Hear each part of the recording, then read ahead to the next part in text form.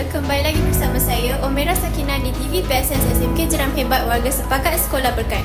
Pada hari yang mulia ini, 9 Februari 2026, SMK Jeram telah mengadakan watika pelantikan pemimpin muda yang terdiri daripada anggota pengawas semua sekolah, pengawas koperasi, pengawas SPBT, pengawas muda sukan, da'i, ketua dan penolong kelas dan lain-lain.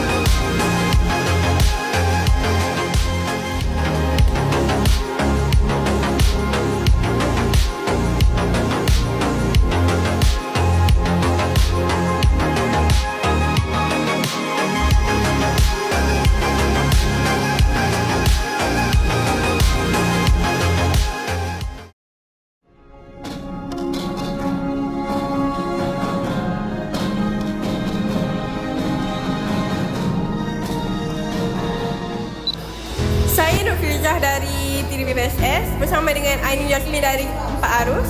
Apakah harapan anda untuk pemimpin muda yang dilantik pada tahun ini?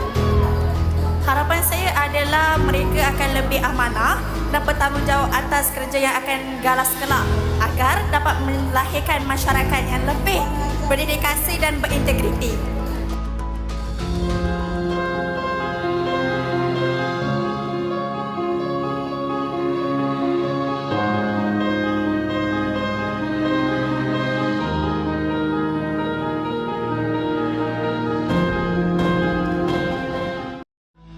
Assalamualaikum dan selamat sejahtera. Saya Nurfilizah binti Ghazali dari TVPSS bersama dengan teacher Mas Ayu.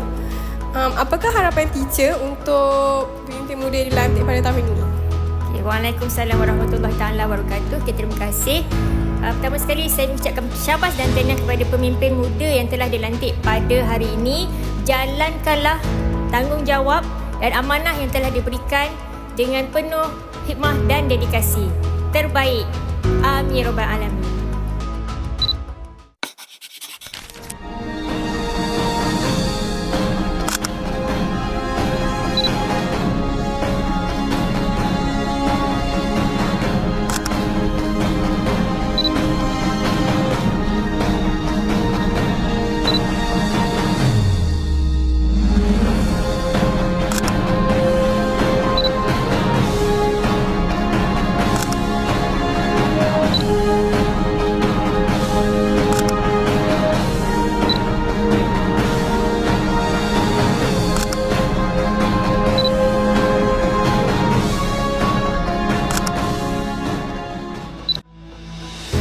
Assalamualaikum dan selamat sejahtera. Saya Nurfilizah dari TVPSS bersama dengan pengetua SMK Jeram.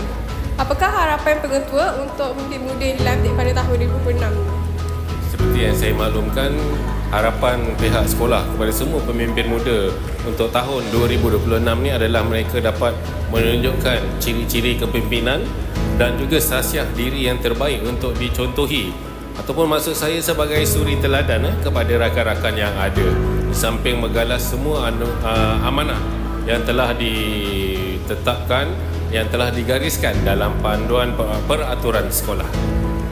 Terima kasih Pengetua. Oleh itu, maka berakhirlah majlis watika pelantikan pemimpin muda SMK Jeram 2026. Dengan ini, kami berharap agar semua pemimpin muda yang dilantik dapat menjalankan tugas dengan amanah. Sekian, wabillahi taufik wa hidayah. Assalamualaikum warahmatullahi wabarakatuh.